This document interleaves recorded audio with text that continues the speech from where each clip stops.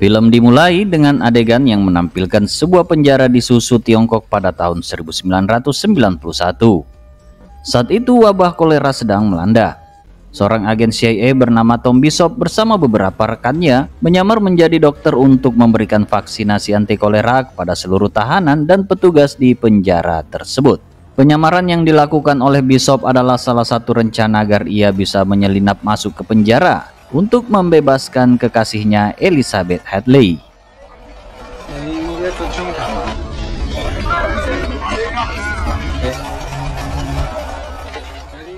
Sebelum Bishop memulai aksinya, ia terlihat meminum pil dan mengoleskan krim di tangannya. Kemudian ia pergi mencolokkan kabel listrik yang membuat dirinya tersengat dan tampak mati seketika. Aksi ini juga menyebabkan arus listrik di dalam penjara mati total.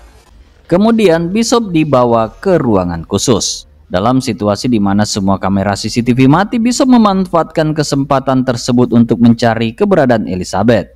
Sementara rekannya tetap bekerja menyuntikkan vaksinasi kepada para tahanan dan petugas.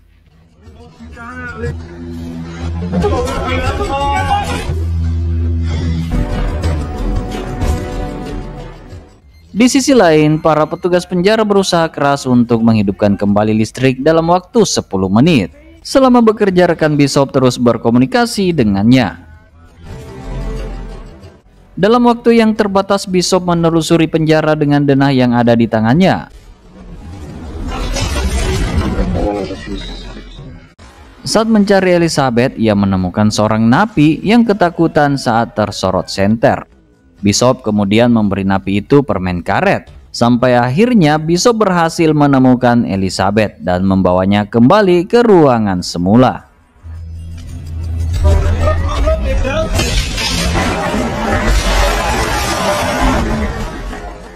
Setelah 10 menit berlalu, listrik di penjara kembali normal dan semua kamera CCTV hidup kembali. Sementara itu, Bishop sudah kembali ke ranjangnya semula, berpura-pura mati dengan ditutupi selimut, dan Elizabeth juga ada di ranjang yang sama. Mereka kemudian diangkut ke dalam mobil ambulans dan dibawa keluar penjara.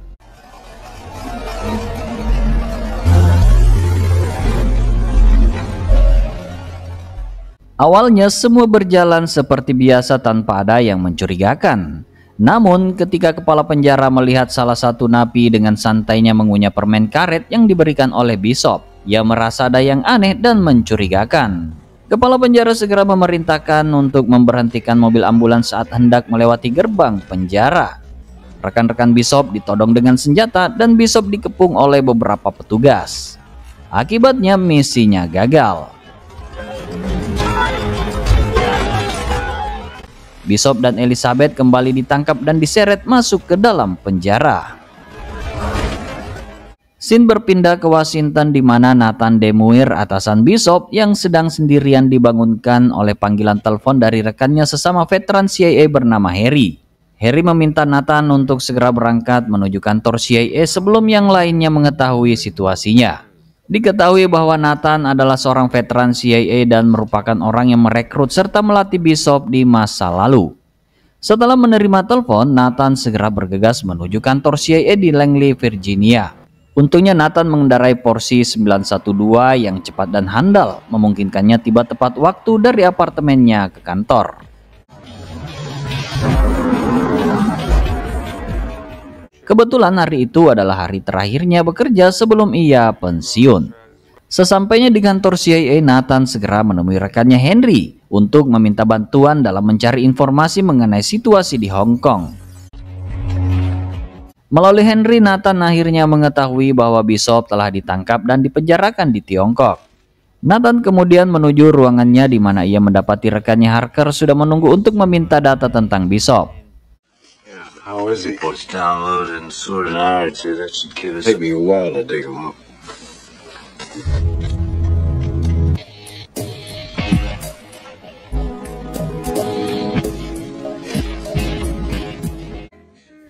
Setelah rekannya pergi, tak lama kemudian sekretarisnya Gladys memberikan surat panggilan dari pimpinan. Nathan lalu mengumpulkan semua data lama tentang Bishop yang disimpan di dalam berangkasnya. Dengan cepat Nathan memisahkan beberapa data penting tentang Bishop lalu menyuruh Gladys untuk menyimpannya. Singkat cerita, Nathan membawa file Bishop dan menitipkannya kepada petugas untuk diserahkan kepada Harker di ruang rapat. Tak lama kemudian, Nathan mendapat panggilan untuk ikut serta dalam rapat bersama direktur dan para petinggi CIA karena file yang ia serahkan kurang lengkap. Dalam rapat tersebut, mereka membahas apakah Bishop harus diselamatkan atau dibiarkan saja. Mengingat pihak Tiongkok menganggap Bishop hanyalah penjahat biasa dan pemerintah AS diberi waktu 24 jam untuk mengakui Bishop. Oleh karena itu, para petinggi CIA memerlukan informasi lengkap tentang asal-usul dan riwayat kehidupan Bishop dari Nathan. Dalam situasi yang kritis ini, Nathan memegang peran penting dalam menentukan nasib Bishop dan ia hanya diberi waktu 24 jam untuk meyakinkan mereka bahwa Bishop layak dibebaskan. Nathan kemudian menceritakan kilas balik pertemuan pertamanya dengan Bishop di Danang, Vietnam pada musim semi di tahun 75. Pada saat itu ia mencari seorang sniper dalam program Phoenix. Di saat Nathan ingin menemui penembak jitu yang bernama Bin yang ternyata sudah mati karena ledakan mortil. Ia lalu diperkenalkan dengan Bishop, seorang penembak terbaik di pasukan itu.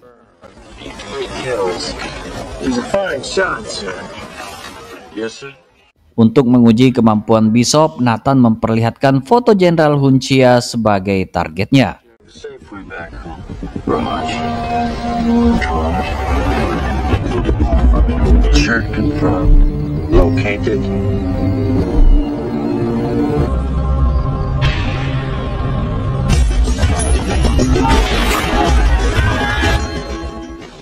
Bishop berhasil melumpuhkan targetnya dengan 3 tembakan. Pertama meleset, tembakan kedua mengenai bahu jenderal itu, dan ketiga kepala jenderal itu terkena dan membuatnya keos ketika. Maka dari itu, Nathan merasa kagum akan kemampuan menembak yang dimiliki Bishop dan merencanakan untuk merekrutnya. Kembali ke ruang rapat di mana Dr. William, seorang anggota Dewan Keamanan Nasional CIA, bertanya apakah Nathan memiliki izin untuk membunuh orang tersebut. Nathan menjawab dengan diplomasi dan basa-basi, lalu secara diam-diam mengirim pesan kepada Gladys melalui pager. Dalam situasi ini, Nathan mulai menjalankan misi tersembunyi karena ia tidak mempercayai semua petinggi CIA. Tak lama kemudian, seorang staf masuk dan menyampaikan pesan dari sekretarisnya yang berpura-pura sebagai istrinya. Nathan kemudian diberi izin untuk menerima telepon tersebut di luar ruangan rapat. Namun Nathan mengangkat sambungan telepon dalam ruangan saja.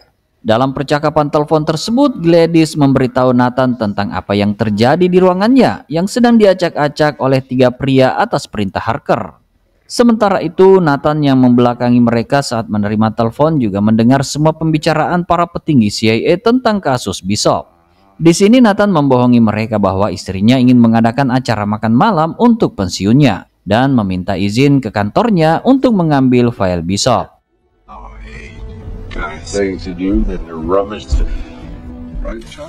Sesampainya di kantor, Nathan melihat ruangannya sangat berantakan. Ia menemukan botol hadiah dari Bishop. Beruntungnya file yang mereka cari sudah diamankan oleh Gladys sebelum mereka datang. Dengan kondisi ini, Nathan semakin yakin bahwa para petinggi CIA sebenarnya ingin membiarkan pihak Tiongkok melenyapkan Bishop. Sementara itu di penjara Suso Tiongkok terlihat Bishop sedang diinterogasi dan mendapat penyiksaan. Kembali ke kantor CIA, Nathan meminjam telepon Henry, rekan kerjaannya, dengan alasan bahwa pada hari terakhirnya bekerja, saluran teleponnya telah dimatikan. Ia juga sudah memperkirakan kalau Harker pasti akan memeriksa semua panggilan masuk dan keluar dari saluran teleponnya. Dan benar saja, di sisi lain, Harker menemukan sebuah bukti fax yang baru diterima beberapa menit yang lalu, yang mengungkapkan bahwa Nathan telah berkomunikasi dengan kantor keamanan Hong Kong, sehingga Direktur CIA berkesimpulan kalau Nathan hanya berlagak bodoh padahal sudah tahu tentang Bishop sebelumnya. Nathan lalu menelpon Digger Gibson, teman lamanya yang berada di Hong Kong, untuk membocorkan kepada CNN tentang mata-mata CIA yang tertangkap di Tiongkok. Tujuannya adalah untuk menekan para petinggi CIA agar menyelamatkan Bishop saat berita tersebut menyebar ke publik.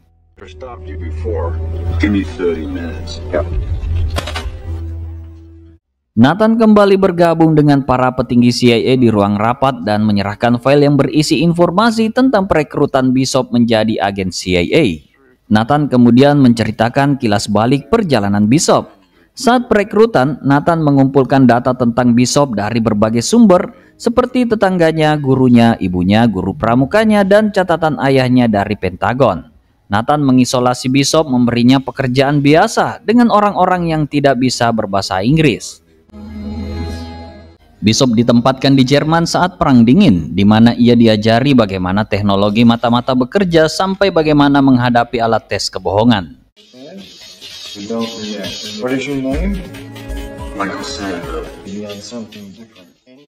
Menurutnya Bishop sungguh alami, di mana dia bisa mengajak seorang warga Jerman Timur yang sudah melewati tembok untuk melihat matanya dan memintanya kembali untuk menjadi mata-mata bagi mereka.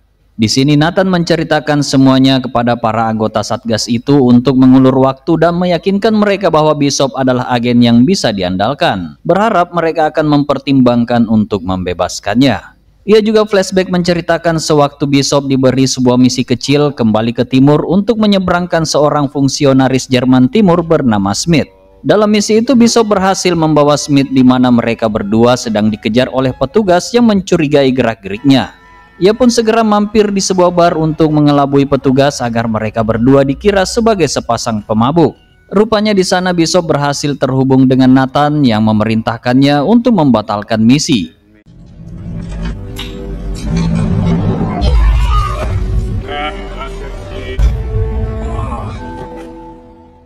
Rupanya kontak Jerman Timurnya mengetahui bahwa mereka ada suatu kegiatan di kedutaan, di mana saat itu Nathan terlihat sedang mengobrol dengan rekan wanitanya dan tiba-tiba ia dihampiri oleh Enkatkar. Namun ternyata informasinya telah bocor saat ia sedang keluar negeri. Sehingga dengan terpaksa Bishop menurunkan Smith di tengah jalan atas perintah dari Nathan.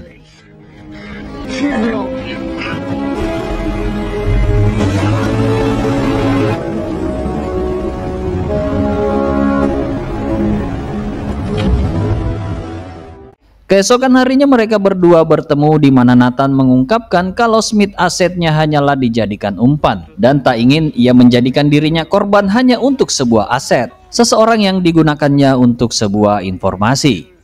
Meskipun Bishop mengungkapkan kekesalannya terhadap aturan Nathan dengan mengorbankan orang lain, setidaknya peraturannya itu telah menyelamatkan nyawa Bishop dalam misi itu.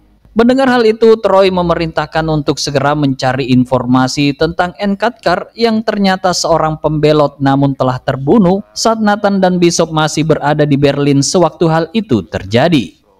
Troy menegaskan bahwa ia terus mencari informasi untuk mengetahui skenario di balik semua itu. Kemudian Nathan bertanya lagi mengenai rencana yang ingin mereka lakukan. Akan tetapi Harker menjawab bahwa Nathan tak perlu tahu rencana mereka. Rupanya Nathan hanya menuntut untuk mengetahui rencana apa yang akan mereka lakukan untuk membebaskan Bishop. Meskipun begitu, para anggota Satgas tetap berpendapat bahwa Bishop sudah tidak berada dalam kendali mereka. Dan penangkapannya di Tiongkok adalah hasil dari misinya sendiri yang tidak sah.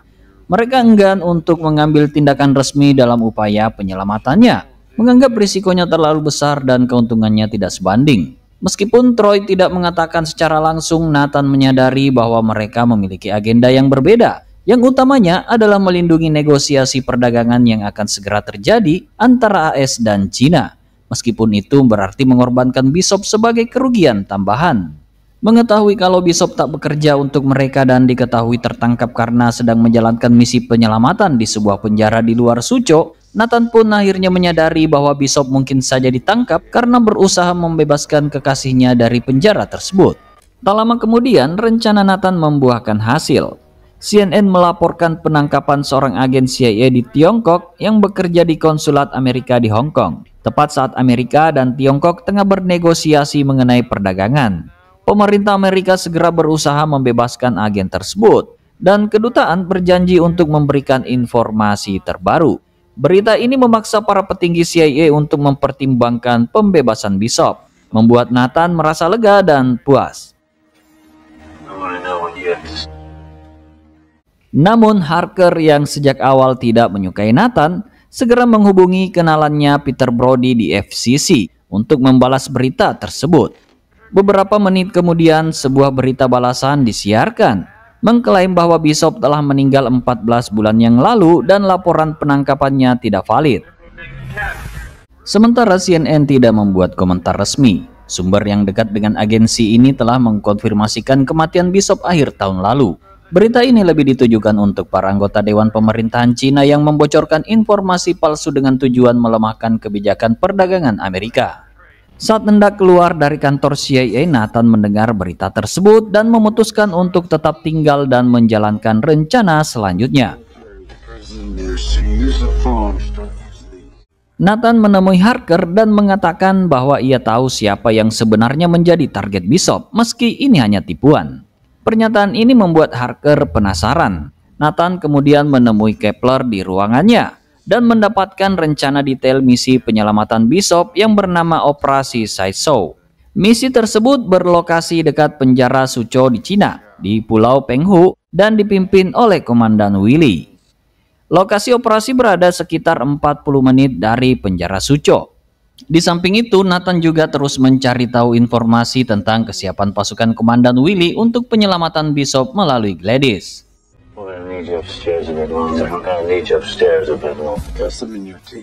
Singkat cerita, Harker penasaran dengan pernyataan Nathan, memanggilnya kembali untuk bergabung dengan para petinggi CIA. Nathan memanfaatkan kesempatan ini untuk mengulur waktu dengan menceritakan kilas balik hubungan Bishop dengan kekasihnya Elizabeth Hadley. Bishop bertemu Elizabeth Hadley saat sedang menjalankan operasi penyamaran di Beirut pada tahun 1985. Elizabeth yang bekerja sebagai misionaris dan membantu pengungsi tertarik pada Bishop setelah dia menyelamatkannya dari situasi berbahaya.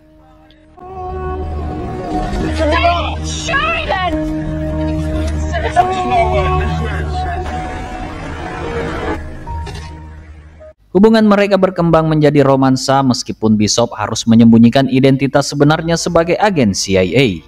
Elizabeth terlibat dalam aktivitas kemanusiaan dan sosial di Beirut, namun tanpa sepengetahuannya dia juga menjadi target pengawasan oleh CIA karena interaksinya dengan tokoh-tokoh berpengaruh di wilayah tersebut. Bishop jatuh cinta kepadanya, dan ketika Elizabeth ditangkap oleh pemerintah Cina karena aktivitasnya, Bishop melakukan upaya pribadi yang berbahaya untuk membebaskannya meskipun tanpa izin dari CIA. Nathan menggambarkan betapa dekatnya ia dengan Bishop saat menjalankan misi di Beirut, yang penuh pertempuran dan berakhir buruk karena rencana Bishop tidak berjalan sesuai harapan. Nathan yang telah mempersiapkan rencana cadangan, akhirnya menyebabkan tewasnya orang kepercayaan Bishop dalam ledakan bom mobil bunuh diri. Peristiwa ini memicu perpecahan antara Bishop dan Nathan, membuat Bishop merasa sudah tidak sejalan dengan Nathan.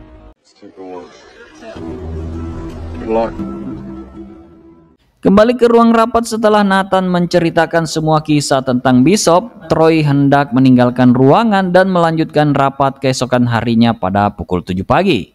Namun waktu Bishop hanya sampai pukul 8 pagi.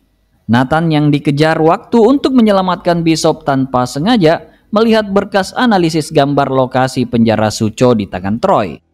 Menyadari ini adalah titik terang yang dibutuhkannya, Nathan dengan cepat mendatangi ruangan Troy, berencana mengambil berkas itu tanpa ada yang mengetahui. Nathan pun berhasil mengambil isi berkas tersebut lalu menukarkannya dengan foto sebuah pulau di Bahamas yang rencananya Nathan akan membeli properti di pulau tersebut.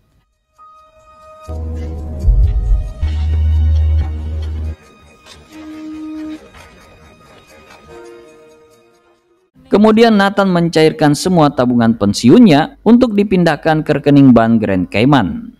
Di tempat lain, Harker yang penasaran mencari tahu segala sesuatu yang berhubungan dengan Nathan dan menelusuri seluruh gedung CIA hanya untuk mencari keberadaan Nathan.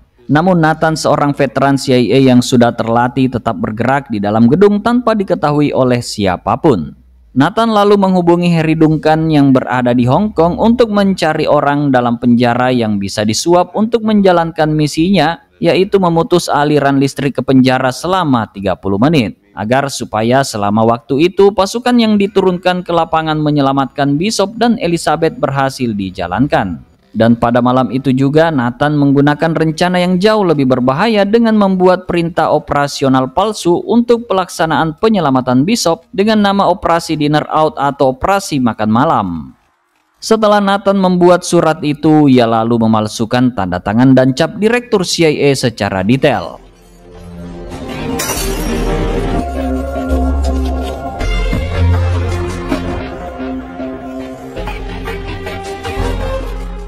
Keesokan paginya Nathan dibangunkan oleh telepon dari Harry Duncan yang memberitahunya tentang biaya yang diminta untuk memutus aliran listrik di Suco.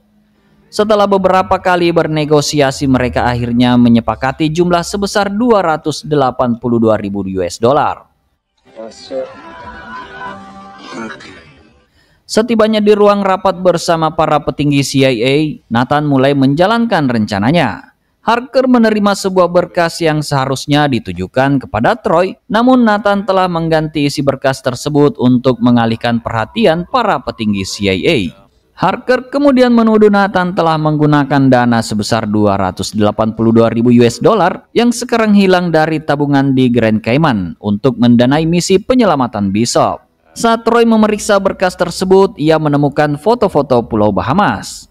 Di hadapan para petinggi CIA, Nathan mengakui bahwa ia telah memanfaatkan sumber daya perusahaan untuk keuntungan pribadinya. Dia menjelaskan bahwa ia menggunakan salah satu satelit perusahaan untuk membeli properti pensiun di Pulau Bahamas dan menghabiskan seluruh uang tabungannya. Padahal sebenarnya Nathan menggunakan tabungan itu untuk menyelamatkan Bishop dan Elizabeth. Harker terlihat sangat kecewa mendengar pengakuan tersebut.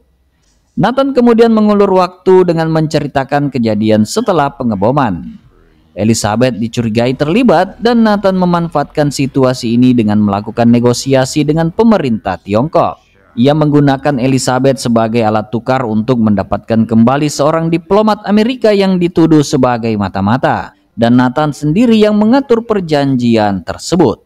Nathan kemudian merasa bersalah setelah menyadari bahwa upaya penyelamatan Bishop terhadap Elizabeth menunjukkan betapa besar perasaan Bishop untuknya. Tak lama kemudian, Gladys menelpon Nathan dan menghubungkannya dengan Komandan Willie yang mengonfirmasi bahwa operasi Dinner Out akan segera dimulai. Di ruang rapat, para petinggi CIA sama sekali tidak menyadari bahwa misi penyelamatan Bishop sedang berlangsung. Nathan terus berbasa-basi untuk memperpanjang waktu. Sementara itu di lapangan, pasukan Komandan Willie tengah melakukan serbuan ke penjara Suco dalam kondisi listrik padam.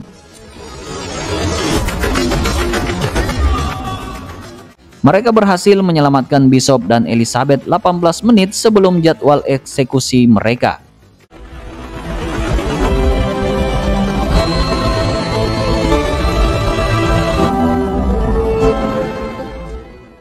Sementara itu di ruang rapat, Troy meminta maaf kepada Nathan, mengungkapkan bahwa mereka telah memutuskan untuk tidak melanjutkan upaya penyelamatan Bishop karena tindakan yang diambil di Cina dianggap di luar kendali misi CIA. Nathan menerima pernyataan itu dengan sikap tenang lalu segera meninggalkan kantor CIA. Tak lama setelah Nathan keluar, Troy menerima telepon yang melaporkan adanya insiden di Cina. Harker yang mendengar berita tersebut sontak terkejut dan kesal. Sementara itu Nathan tampak mengemudi dengan santai menuju pedesaan, menyisakan kesan akhir yang damai saat film berakhir.